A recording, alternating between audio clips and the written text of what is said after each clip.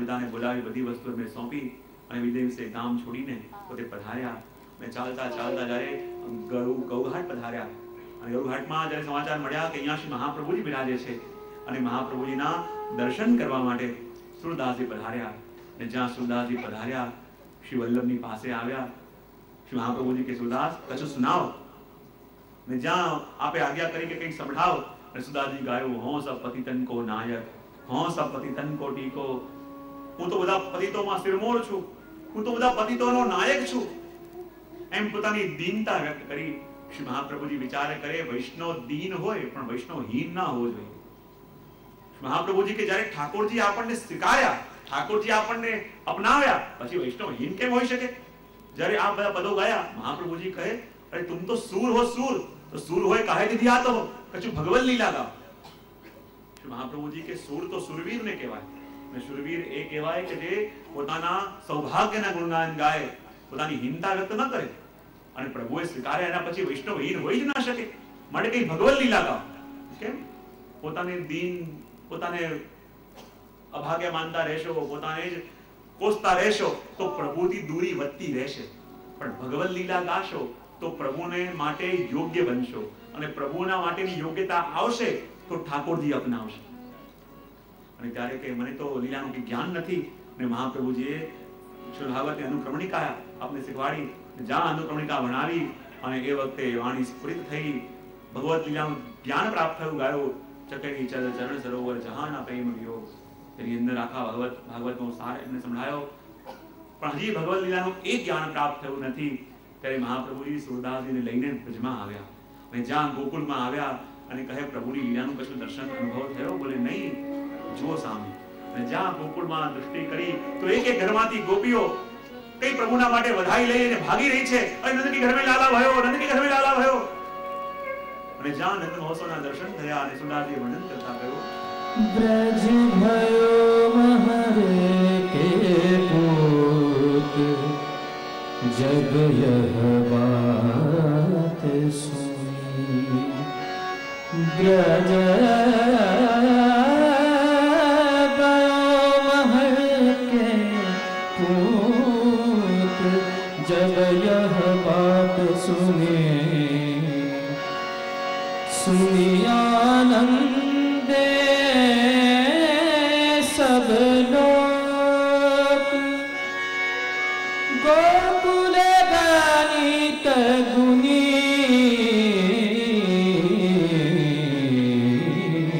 એક એક ઘરના દર્શન કરે છે. ઉદાઈને ત્યાં પ્રભુનું પ્રાગટ્ય થયું છે. અને જ્યાં આ આનંદના સમાચાર ગોપીઓને મળ્યા છે, ઘર ઘરમાંથી ગોપીઓ સુંદર સુંદર શૃંગાર સજીને, મનમાં મનોરથો લઈને, હૃદયમાં અલૌકિક ભાવ લઈને અને પ્રભુના દર્શન માટે દોડી રહી છે. એક એક ઘરનું, એક એક લીલાનું, એક એક ગોપીનું વર્ણન સુરદાસજી કરવા લાગ્યા. હવે કહે છે, ब्रज पूरब पूरे पुण्य रूपी कुल सुखी रसुनी. ग्रह लग्न नक्षत्र बलि सोदी, कीनी वेद दुनी.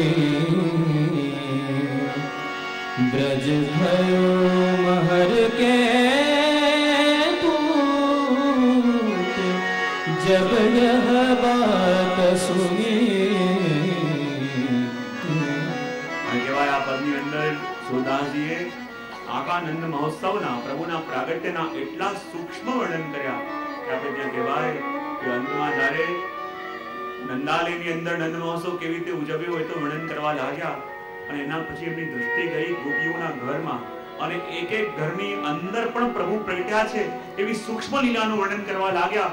ત્યારે મહાપ્રભુજી આવી સુરદાસજીના મુખ પર હાથ મૂકવો પડ્યો અને કહેવું પડ્યું, સુર સૂર સબન કી યે ગતિ, જો હરિચરણ ભજે. શ્રી વલ્લભે કહ્યું, સુરદાસજી હવે આનાથી આગળ લીલા શ્રવણ કરવાનો અધિકાર આ કલિકાલના જીવોનો નથી. સુરદાસજીને રોકી શ્રી મહાપ્રભુજી આ પંક્તિ કહીને અને આ લીલા સ્નામ આની સુરદાસજીના હૃદયમાં દૃઢ રહી. અને એવા ભક્ત સુરદાસજી પણ થયા કે જ્યારે રાજાએ ફરમાન કર્યું બાદશાહે કે જે સુરદાસજીના પદો લઈને આવશે એને સોના મોહર આપવામાં આવશે. અને એ વખતે કેટલાય લોકો ખોટા ખોટા પદો, ખોટા ખોટા કીર્તનો સુદાજીની છાપ લગાવીને લઈ જતા. અને રાજા વિચાર કરે આટલા બધા લોકો આવી ગયા મોહરની લાલચમાં, તો સુદાજીના પદો છે એવી ખબર કેવી રીતે પડે?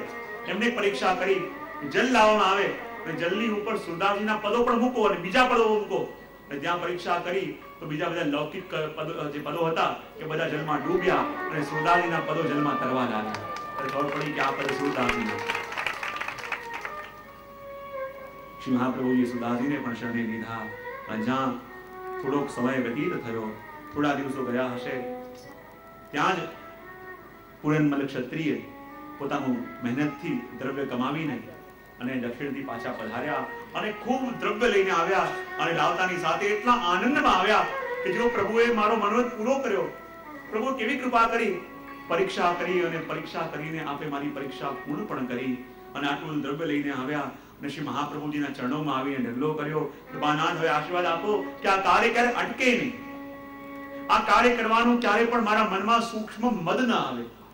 હે પ્રભુ કૃપા કરજો.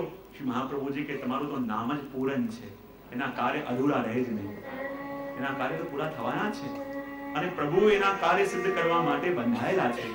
અને જ્યાં આટલું દ્રવ્ય લઈને સામે પધરાયું, શ્રી મહાપ્રભુજી આજ્ઞા કરી કે આ કાર્ય પ્રારંભ કરવામાં આવે અને પુનઃ મંદિર નિર્માણનું કાર્ય જોરશોરમાં ચાલવા લાગ્યું. બધાને સમાચાર મળી ગયા કે મંદિર નિર્માણનું કાર્ય ફરી પ્રારંભ થયું છે. દૂર દૂરથી કારીગરો આવ્યા, દૂર દૂરથી મિસ્ત્રીઓ આવ્યા, ગામ ગામથી રેત, પથ્થર, રંગ બધું આવવા લાગ્યું. પૂરજોશમાં કામ ચાલવા લાગ્યું.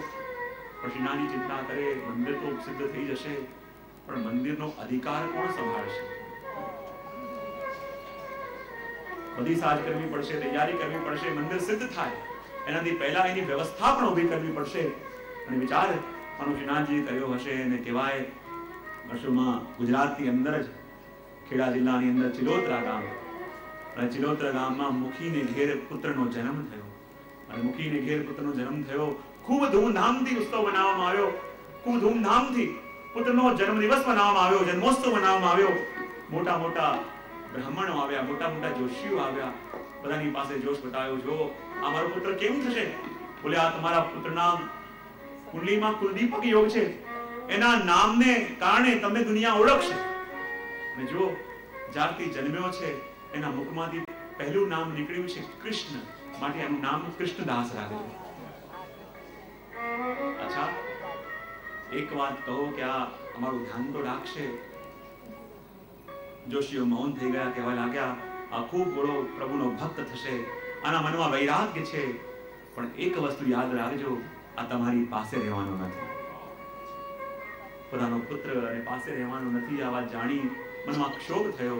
અને થયું પણ એવું, એકવાર રાજાના દરબારમાં એક એવો કિસ્સો બન્યો કે જેમાં સત્યનો પક્ષ લેવા માટે કૃષ્ણદાસ નાનકડા છે અને છતાં એમણે પોતાના પિતાની વિરુદ્ધ જુબાની આપી. અને જ્યાં પિતાની વિરુદ્ધ જબાની આપી, પિતા નારાજ થયા કે તું મારો પુત્ર થઈને મારા વિરુદ્ધ બોલ્યો. કૃષ્ણદાસજી કહે હું માત્ર સત્યને જાણું છું. અને ઘરમાંથી કાઢી મૂક્યા. ચાલતા ચાલતા કૃષ્ણદાસજીને વિચાર આવ્યો કે જ્યાં મારા શ્રીનાથજી પ્રગટ્યા છે, જ્યાં મારા ગોવર્ધનધન પ્રગટ્યા છે, હું ત્યાં જાઉં. ચાલતા ચાલતા ત્યાં આવ્યા. એ વખતે શ્રીનાથજીના સન્મુખ આવ્યા. શ્રી મહાપ્રભુજી આરતી કરતા હતા અને જ્યારે આરતીના દર્શન આપને કર્યા, પાછા ફરતા જોયું, કૃષ્ણદાસ તું આ ગયે? કે હા કૃપાનાથ. અને ત્યારે નામ નિવેદન કરાય, કૃષ્ણદાસજીને બ્રહ્મ સંબંધ આપ્યું. શ્રી વલ્લભનું પદ કરીને કૃષ્ણદાસજી ગાયો, વલ્લભ પતિત ઉદાર જાન. અને ધીમે ધીમે સમય અનુકૂળ થવા લાગ્યો. કૃષ્ણદાસજી નાના જ બોલ્યો શું કરું?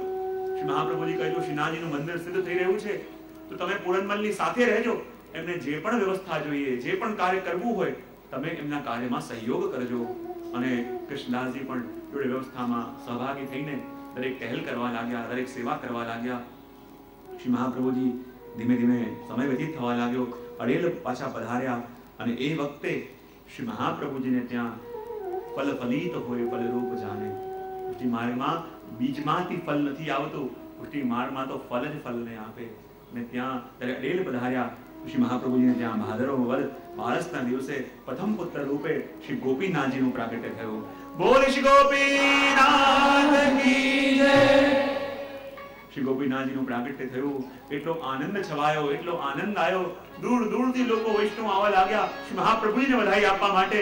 કારણ કે વલ્લભના ઘેર આજે પ્રથમલાલજીનું પ્રાગટ્ય થયું છે, વલ્લભના ઘેર આજે પુત્રનું પ્રાગટ્ય થયું છે અને આ ઉત્સવ વર્ષો સુધી મનાવવામાં આવ્યું અને માતો આ ઉત્સવ સમાવવાનો હતો ત્યાં 3 વર્ષ બાદ શ્રી મહાપ્રભુજી ત્યાંથી ચરણાટ પધાર્યા અને જ્યારે શ્રી મહાપ્રભુજી ચરણાટ પધાર્યા ત્યાં પોષ મહિનાની અંદર પદ 9ના દિવસે દ્વિતીય પુત્ર રૂપે શ્રી ગુસાઈજી પ્રભુ ચરણનું પ્રાગટ્ય થયું અને જ્યાં ગુસાઈજીનું પ્રાગટ્ય થયું પાછા બધાને લાગ્યું કે આ કૃષ્ણલાલ પાછા પધાર્યા અને દૂર દૂરથી વૈષ્ણવ પાછા આવ્યા કે અમારી પુષ્ટિ સૃષ્ટિને સનાત કરવા વાળું આવ્યું અને બધાએ આવી શ્રી મહાપ્રભુજીને વધાઈ આપવા માટે ખૂબ આનંદ મહોત્સવ કર્યો અને કહેવા લાગ્યા નંદ ઘેરા નંદ ભયો જય કનૈયાલાલ કી નંદ ઘેરા નંદ ભયો જય કનૈયાલાલ કી હાથી દિએ ઘોડા દિએ और दिए पाल की हाथी दिए घोड़ा दिए और दिए पाल की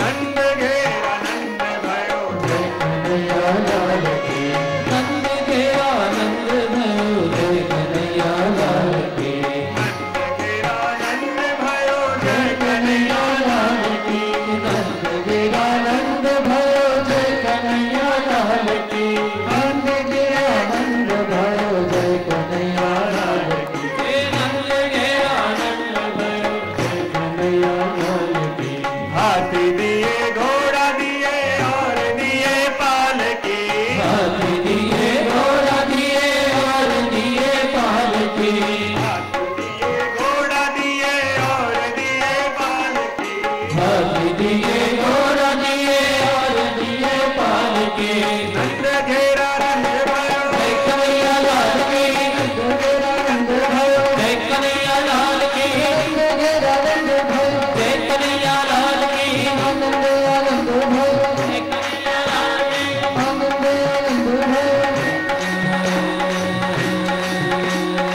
आज बधैया बाज रही नंद रानी के